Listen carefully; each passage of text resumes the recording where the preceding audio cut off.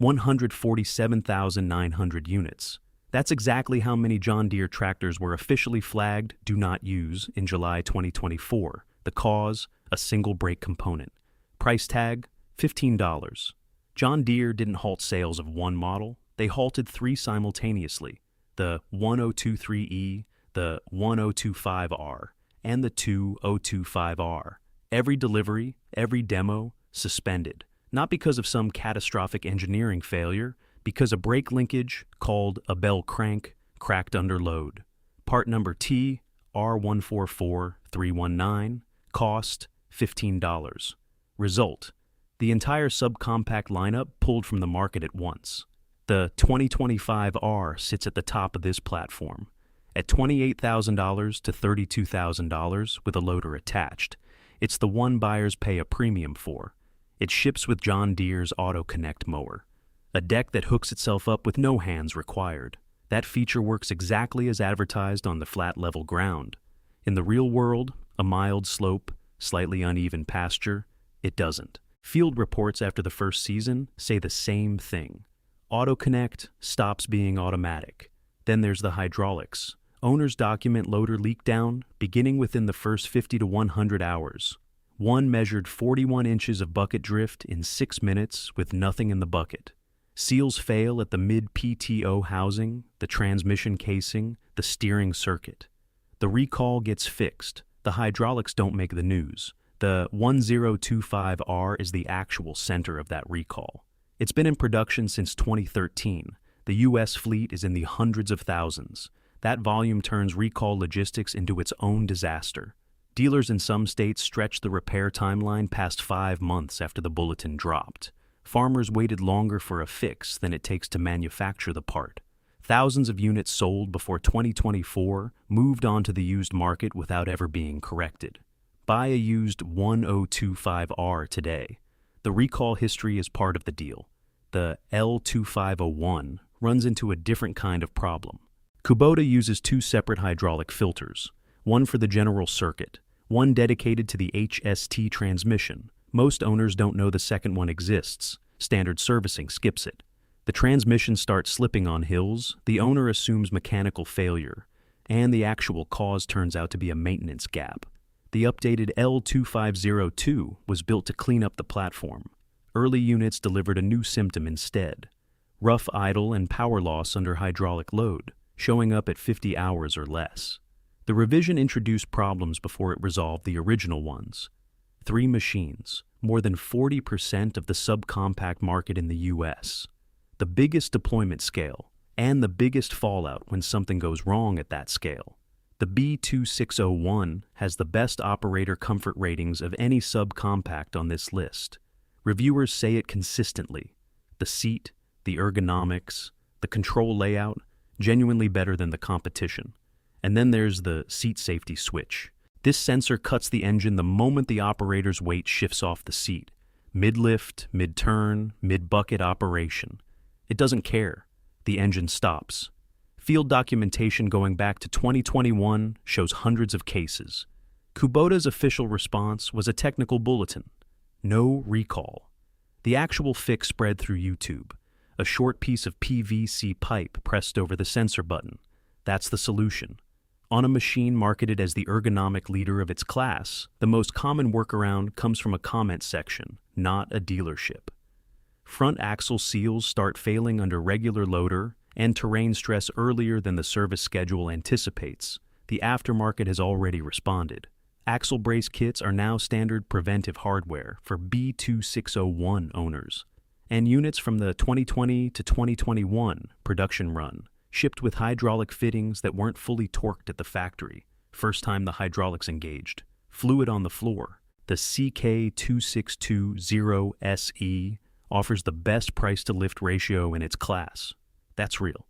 But Coyote's dealer network is a fraction of what John Deere or Kubota maintains, and the SE package adds complexity, expanded hydraulic circuits, upgraded cab.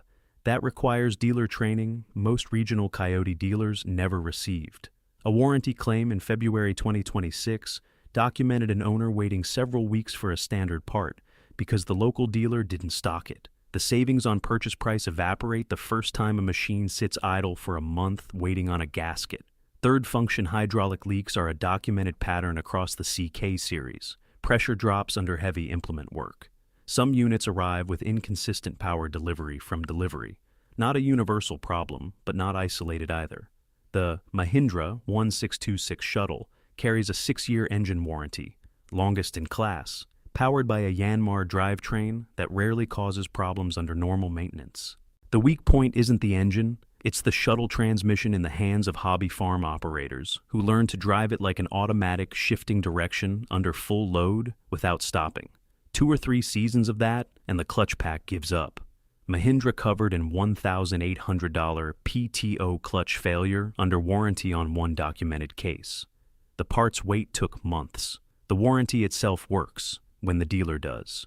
In Texas or Florida with an active service point nearby, the 1626 shuttle is one of the better value propositions in this segment. In Montana or Wyoming, the same machine becomes a different calculation. Mahindra USA's official documentation sets a 30-day repair limit. Real-world parts lead times for specific components run 90 to 180 days. The guarantee is written in the contract. The execution depends on a supply chain Mahindra doesn't fully own.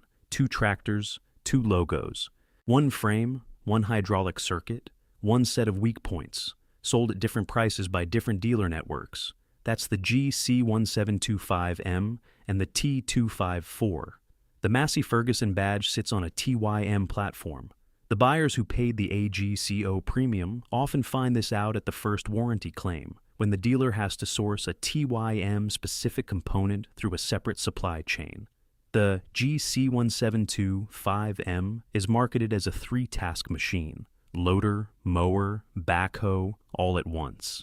On flat ground, that configuration works. On a slope above 15 degrees, the weight distribution moves outside the safe operating range. Front axle lift under backhoe load has been documented in the field. Owners report the front tires sitting too small for the rear lift capacity, the phrase that circulated in a Facebook group after 75 hours. The tires and wheels are just too small for the lift capacity of these little beasts. The machine is sold to hobby farm buyers who work on exactly the kind of uneven terrain where this matters most. The T254 carries the same geometry, the same front tire limitation, the same platform constraints. It also adds its own. The clutch freezes after extended storage. Tractors that sit unused through winter come out with a locked clutch, documented repeatedly in owner communities, described as pretty common when tractors have sat for long periods. Cabinet versions have HVAC sealing that degrades fast in dusty field conditions. After 1 season without careful filter maintenance, climate control output drops noticeably. The price difference between GC1725M and T254 is real. What it buys is access to AGCO's dealer network, which is broader. The iron underneath is the same. That's not a criticism, it's a decision. Pay more, get denser service coverage. Pay less, accept a thinner support map. Both trade-offs are genuine. The SA325 and SA425 carry a 10-year engine warranty. In this segment, nothing else comes close on paper. The engine is a Yanmar unit, the same base powertrain found in machines from Mahindra, parts of Kubota, and others. It is genuinely reliable. Under standard maintenance, catastrophic engine failure before 10,000 hours is rare, which means the warranty covers the component least likely to cause an expensive field failure. What it doesn't cover at the same level: hydraulic seals, transmission bearings, clutch packs. Those are the components that fail after 5 or 6 years of real work. The SA425 offers 2 additional horsepower over the SA325. The platform is identical. 2 horsepower sits below the threshold of practical difference for any subcompact operation. The step-up price doesn't match the functional gap. And across both models, Yanmar's AG-certified dealer network in the U.S. is among the smallest in this entire segment. In parts of the Midwest, the nearest certified service point is over 150 miles from a typical buyer. A 10-year warranty is a document. Its value is entirely determined by who's available to execute it. The ECS2220 is built for tight spaces. Orchards, nurseries, rows where nothing larger fits. That's the sell. The machine corners hard, works in confined turns, handles implements in places a standard subcompact can't reach. The axle apparently didn't get the memo. Field reports from 2025 document right side axle failures before 100 hours. Not at extreme load, not in unusual conditions. In the exact environment this machine was designed for. Sharp turns under power, full steering input, implement engaged. One Reddit thread from June 2025 added a separate layer. A specific unit came from the factory, with one hydraulic reservoir port machined 2.5 millimeters off spec. That gap allowed oil to return incorrectly, overheated the transmission, and caused mid-PTO power loss during steering maneuvers. The owner had a new machine. The diagnosis took weeks. The cause was smaller than a pencil diameter. The foldable ROPS, essential for under-canopy work, requires fastener checks after every fold cycle. Documented cases show loosening after a season of regular use. The machine that operates in the tightest conditions needs the most structural attention to stay safe in them. The 4 Series is the best-selling 40 to 60 horsepower compact in the United States. The 4044M, 4052M, 4066M, 4044R, 4052R. This is where John Deere collects serious money and where serious expectations meet real field behavior. Axles and loader frames are genuinely tough. That part lives up to the price. The parking brake does not. Owners across multiple models describe it as ineffective on any meaningful slope, and these machines regularly work on hilly hobby farm terrain, fully loaded above 3,000 pounds. The 4044M has a documented fuel system pattern. Starts clean, then stalls under load. Root cause, water and sediment clogging an internal tank screen that requires draining the entire fuel system to access. 2 to 3 hours of field work to fix a filtration problem. A YouTube video titled "Things Your Salesman Forgets to Tell You," John Deere 4 Series, pulled millions of views for exactly that reason. When a critical review video goes viral, it means buyers aren't getting that information before the purchase. The L4060 and the broader L60 and L70 Grand Series arrives carrying Kubota's premium reputation and a hydraulic system that enters limp mode in the first season. The front loader slows to a crawl regardless of throttle position. One documented case: the dealer replaced the draft control unit twice. The symptom returned both times. The actual issue was a hydraulic flow priority conflict between the front loader and the rear 3-point hitch under simultaneous load. The dealer was treating the symptom. The machine spent more time in the service bay than in the field during its first year. On the L3560, a suction hose between the hydraulic pump inlet and the line cracks and pulls air into the system. The operator feels it as uneven, pulsing hydraulics and assumes pump failure. It's a rubber hose. At maximum rear lift, combined with full loader height, power steering pressure drops. The dealer's recommendation: increase pump pressure. The long-term consequence of that fix: accelerated pump and seal wear. A solution that creates the next problem. The brand absorbs the criticism. The machines keep selling at the same prices. A new Coyote CK2510H, close platform to the DK series, left the dealership in 2025 and developed a hydraulic leak within days. 5 hours on the clock. The owner had switched from John Deere specifically to save money on the purchase price. First week, leak. First month, waiting on parts. The season was gone before it started. The gap between sticker price and total cost of ownership closed faster than anyone planned. The DK4710SE carries a 6-year unlimited warranty. Strongest coverage in the 40 to 58 horsepower range. That number is real. The execution depends entirely on whether the local dealer has the part in stock. For components sourced from Korean manufacturing, documented wait times run 4 to 8 weeks once a warranty claim is filed. The SE package adds a more complex hydraulic circuit and cab options that require dealer training. Training that much of the Coyote network in rural regions hasn't completed. The warranty is a legal obligation. The infrastructure to fulfill it is unevenly distributed across the country. The YT347 and YT359 carry something no other machine in this class offers in the U.S. market, the IHMT, Integrated Hydromechanical Transmission. It blends hydrostatic and mechanical drive in a way that delivers smoother power across the full speed range. The same transmission architecture used in Japanese machines, up to 114 horsepower. It is technically the most advanced drivetrain on this entire list. It also requires specialized diagnostic tools and trained technicians to service. A standard independent mechanic, even an experienced one, can't work on it without equipment most rural shops don't own. Yanmar's Ag certified dealer count in the U.S. is among the lowest in this segment. The 10-year engine warranty covers the powertrain. The IHMT, despite its complexity, sits outside that same level of extended coverage. If it fails at year 7, the repair cost has no competitive service market around it. One shop, one price, no alternatives. There's also a behavioral trap.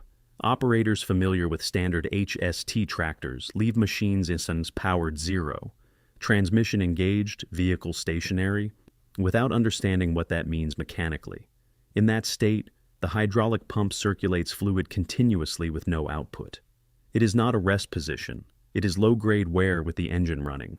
Yanmar's own documentation flags it. Most hobby farm buyers never read that section. The 2860E and 2860M position themselves around lift capacity and simplified service. Under 150 hours, one documented machine made several dealer visits for air conditioning failures, then began losing power after 30 minutes of continuous bush hog work. Temperature gauges read normal. The actual cause turned out to be a blocked fuel line.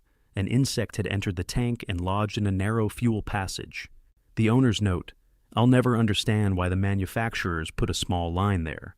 Not a production defect in the traditional sense, but a design choice that made an ordinary field incident into a multi-week diagnostic process across multiple dealer visits."